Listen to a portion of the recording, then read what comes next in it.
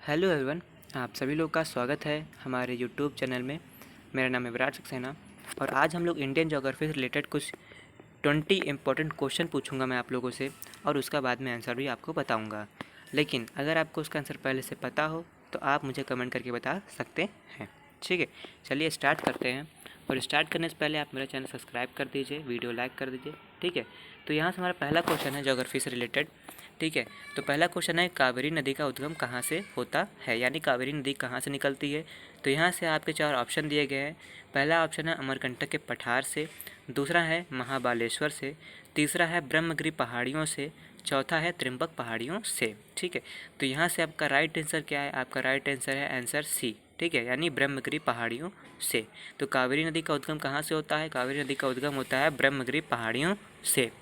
और दोस्तों, अगर आप लोगों ने मेरा चैनल सब्सक्राइब तो कर ही दिया होगा, है ना।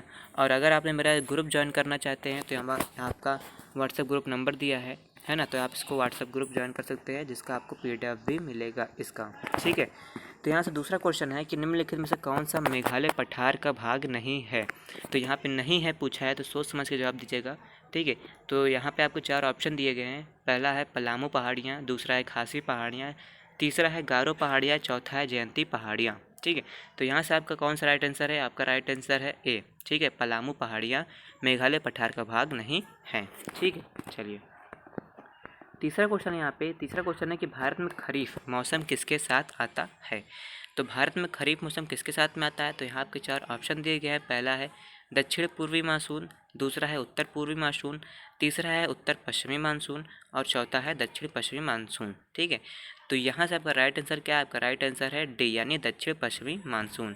तो भारत में खरीफ मौसम किसके साथ आता है? तो भारत में खरीफ मौसम आता है दक्षिण पश्चिमी मानसून के साथ। आंसर नंबर डी सही है यहाँ पे। ठीक है, चौथा क्वेश्चन है कि हैली धूमकेतु, है ना, हैली कॉमेट, ठीक है, कि आवधिकता कितने वर्ष की होती है। तो यहाँ पे आपके 4 ऑप्शन दिए गए हैं। पहला है 45 से 46 वर्ष, दूसरा है 30 से 31 वर्ष, तीसरा है 85 से 86 वर्ष, चौथा है 75 से 76 वर्ष। तो यहाँ से आपका राइट आंसर क्या है? आपका राइट आंसर है आंसर डी, यानी 75 से 76 वर्ष। तो हैली धूमकेतु यानी हैली कॉमेट की आवधिकता कितनी होती है? 75 से 76 वर्ष की होती है। ठीक है, पाँचवा क्वेश्चन है। ठीक है, तो यहाँ से पाँचवा क्वेश्चन है कि पृथ्वी की महाद्वीपीय भू सतह यानी क्रस्ट में प्रचुरतम मात्रा में पाया जाने वाला खनिज कौन सा है। तो यहाँ आपके 4 ऑप्शन दिए गए हैं। पहला है अभ्रक यानी माइकाज, दूसरा है स्फतीय यानी फेलास्पार, तीसरा है स्फाटिक यानी क्वार्टाज, डी है यानी चौथा है पायरोक्सिन्स। ठीक है, तो पृथ्वी की महाद्वीपीय भू सतह क्रस्ट में प्रचुरतम मात्रा में पाए जाने वाले खनिज का नाम है, यहाँ पे आंसर नंबर बी सही है। यहाँ पे स्फतीय फेलास्पर। ठीक है, स्फतीय फेलास्पर राइट आंसर है यहाँ पे। छठा क्वेश्चन है कि कुचिपुड़ी नृत्य की उत्पत्ति भारत के किस राज्य में हुई थी। तो कुचिपुड़ी नृत्य की उत्पत्ति भारत में हमारे किस राज्य में हुई थी? तो 4 ऑप्शन दिए गए यहाँ पे। पहला है कर्नाटक में, दूसरा है गुजरात में, तीसरा है महाराष्ट्र में और चौथा है आंध्र प्रदेश में। तो यहाँ से आपका राइट आंसर क्या है? यहाँ पे राइट आंसर है आपका आंसर डी, यानी आंध्र प्रदेश में। तो आंध्र प्रदेश में कुचिपुड़ी नृत्य की उत्पत्ति भारत के आंध्र प्रदेश राज्य में हुई थी। ठीक है, ये बहुत ही इंपॉर्टेंट क्वेश्चन है सारे। ठीक है, तो आप इन सबको पढ़ लीजिए, आराम से नोट कर लीजिए। ठीक है, तो सातवां क्वेश्चन है कि निम्नलिखित में से किस शहर से होकर नेत्रावली नदी बहती है।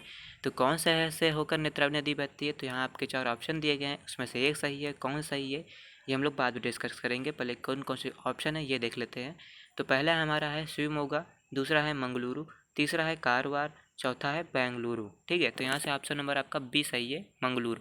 तो मंगलुरु शहर से होकर नेत्रावली नदी बहती है। ठीक है, बी ऑप्शन सही है यहाँ पे। आठवां क्वेश्चन है कि निम्नलिखित में से किस नदी का उद्गम स्थान महाबालेश्वर में है। तो महाबालेश्वर में है किस नदी का उद्गम स्थान? तो यहाँ पे 4 ऑप्शन दिए गए हैं। पहला है कावेरी, दूसरा है कृष्णा, तीसरा है ताप्ती, चौथा है नर्मदा। तो यहाँ से आपका ऑप्शन नंबर बी सही है, यहाँ पे कृष्णा। तो कृष्णा नदी का उद्गम स्थान महाबालेश्वर में है। ठीक है, बहुत ही इंपॉर्टेंट क्वेश्चन है, याद रखिएगा आप लोग।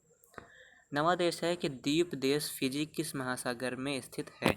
तो यहाँ आपके 4 ऑप्शन दिए गए हैं। पहला है हिंद महासागर, दूसरा है अटलांटिक महासागर, तीसरा है आर्कटिक महासागर, चौथा है प्रशांत महासागर। तो यहाँ से आपका राइट आंसर क्या है?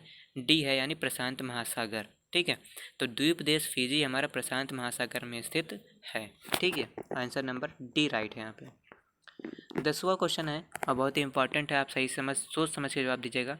तो 10वां क्वेश्चन है कि आयन मंडल के बारे में निम्नलिखित में से कौन सा कथन सही नहीं है। तो यहाँ पे नहीं है पूछा है, ठीक है, तो सोच समझ के जवाब दीजिएगा। तो ठीक है, चलिए पढ़ते हैं। यहाँ पे आपके 4 ऑप्शन दिए गए हैं। पहला है हमारा, यह सौर और ब्रह्मांडीय विकिरण द्वारा आयनित होता है। दूसरा है, यह समताप सीमा स्ट्रेटोपाज के ठीक ऊपर स्थित होता है। तीसरा है, इसमें अवशेषित कण होते हैं। और चौथा है, पृथ्वी से प्रसारित रेडियो तरंगें इस परत द्वारा वापस पृथ्वी की ओर परिवर्तित हो जाती हैं।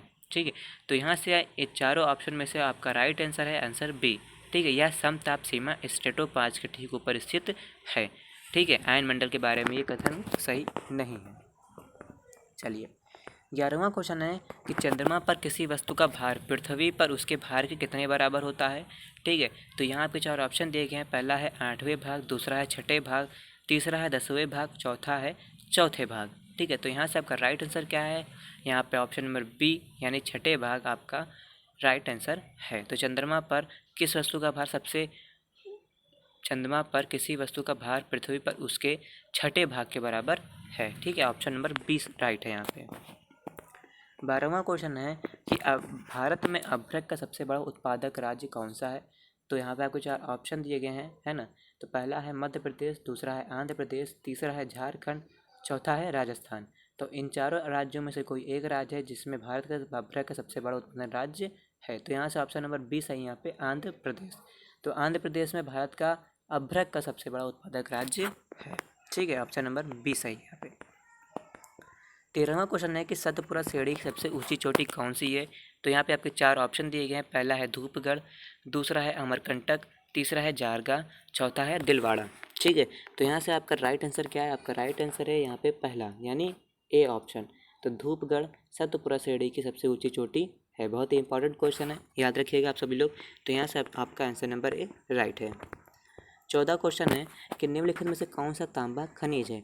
तो यहाँ आपके 4 ऑप्शन दिए गए हैं। ठीक है, तो पहला है हैलाइट, दूसरा है हेमेटाइट, तीसरा है बॉक्साइट, चौथा है आजूराइट। ठीक है, तो यहाँ से ऑप्शन नंबर आपका कौन सही है, ऑप्शन नंबर डी सही है यहाँ पे आजूराइट।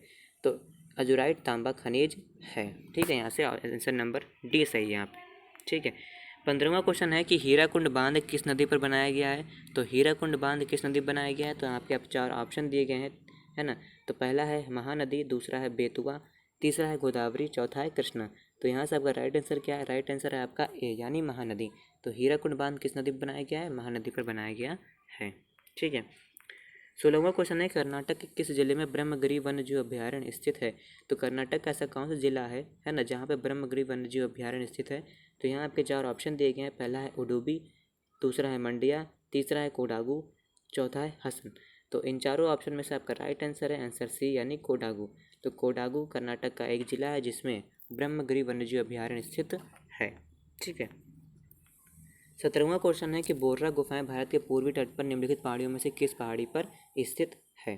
ठीक है, बोर्रा गुफाएं। ठीक है, तो यहाँ पे आपके 4 ऑप्शन दिए गए हैं। पहला है हर्सले, दूसरा है अनंतगिरी, तीसरा है नागरी, चौथा है नन्नाला माला। ठीक है, तो यहाँ से आपका राइट आंसर क्या है, यहाँ पे राइट आंसर है आपका आंसर भी। ठीक है, अनंतगिरी। तो बोर्रा गुफाएं भारत के पूर्वी तट पर अनंतगिरी पहाड़ियों में से, ठीक है, अनंतगिरी पहाड़ी पर स्थित है। ठीक है, 18वां क्वेश्चन है कि निशाकाश यानी रात्रि अवकाश में चमकने वाले पिंडों को किस नाम से जाना जाता है। तो यहाँ आपके 4 ऑप्शन दिए गए हैं। पहला है क्षुद्र ग्रह, दूसरा है खगोलीय पिंड, तीसरा है तारामंडल, चौथा है उल्का पिंड। ठीक है, तो रात्रि अवकाश में चमकने वाले पिंडों को किस नाम से जाना जाता है। तो यहाँ पे चारों ऑप्शनों में से राइट ऑप्शन है आपका आंसर बी। ठीक है, खगोलीय पिंड। ठीक है, तो निशाकाश यानी रात्रि अवकाश चमकने वाले पिंडों को खगोलीय पिंड के नाम से भी जाना जाता है। ठीक है, 19वां क्वेश्चन है कि सौर मंडल में ग्रहों के अनुक्रम में बुध और पृथ्वी के बीच में कौन सा ग्रह आता है। तो यदि आप बुध सूर्य के साथ में पूरे आप एक सारणी देखेंगे, है ना, कि बाद में कौन आता है, तो उसमें आप देखेंगे कि बुध और पृथ्वी के बीच में कौन सा ऐसा ग्रह है। तो यहाँ आपके कुछ और ऑप्शन दिए गए हैं। पहला है मंगल, दूसरा है शुक्र, तीसरा है बृहस्पति, चौथा है अरुण यानी यूरेनस। तो यहाँ से आपका कौन सा राइट आंसर है, आंसर आपका बी है यहाँ पे राइट, शुक्र। ठीक है, तो सौरमंडल ग्रहों के अनुक्रम में बुध और पृथ्वी के बीच में हमारा शुक्र ग्रह आता है। तो आंसर नंबर बी राइट है यहाँ पे सही है। 20वां क्वेश्चन है कि राष्ट्रीय राजमार्ग 66 यानी नेशनल हाईवे NH 66 को पहले किस नाम से जाना जाता था। तो पहले हम लोग किस नाम से जानते थे? पहले आपके यहाँ पे 4 ऑप्शन दिए गए हैं। पहला है NH5, दूसरा है NH8, तीसरा है NH2 और चौथा है NH17। ठीक है, तो यहाँ से आपका राइट आंसर क्या है? यहाँ पे राइट आंसर है आपका NH17। ठीक है, तो राष्ट्रीय राजमार्ग 66 को पहले हम लोग NH17 के नाम से जाने जाते थे। ठीक है, चलिए आखिरी क्वेश्चन है यहाँ पे कि 21वां क्वेश्चन है कि नदी के उस ज्वारीय मुहाने को क्या कहा जाता है जहाँ मीठे, ताजे और खारे, है ना, मीठे, ताजे और खारे जल सम्मिलित होता है। तो नदी के उस ज्वारीय मुहाने को क्या कहा जाता है? ठीक है, जहाँ पे मीठे और खारे जल सम्मिलित होता है, तो नदी के उस मुहाने को क्या कहा जाता है? यहाँ पे आपको 4 ऑप्शन दिए गए हैं। पहला है ज्वार नदमुख यानी एस्चुअरी, दूसरा है वलन यानी फोल्ड, तीसरा है द्वीप समूह यानी आर्किप्लोगो और चौथा है तंग घाटी यानी गॉर्ज। तो यहाँ से इन चारों ऑप्शन में से आपका राइट आंसर क्या है? ऑप्शन नंबर ए यहाँ पर राइट है, यानी ज्वार नदमुख एस्चुअरी। तो नदी के उस ज्वारीय मुहानों को ज्वार नंदमुख कहा जाता है जहाँ मीठे और ताजे जल सम्मिलित होता है। ठीक है, तो हमारा व्हाट्सअप नंबर आप ज्वाइन कर लीजिए। ठीक है, और यदि आपको कोई समस्या है तो हमें पूछ सकते हैं। ठीक है, हमारे इंस्टाग्राम पे आईडी भी है, वहाँ फॉलो कर सकते हैं हमें। विराट सक्सेना 51 ग्राम से है, डिस्क्रिप्शन में लिंक भी दिया हूँ। ठीक है, और अगर अभी तक मेरा चैनल सब्सक्राइब नहीं किया आप सभी लोगों ने तो मेरा चैनल सब्सक्राइब कर लीजिए, वीडियो लाइक कर दीजिए। ठीक है, तो चलिए मिलते हैं अगले वीडियो में। धन्यवाद।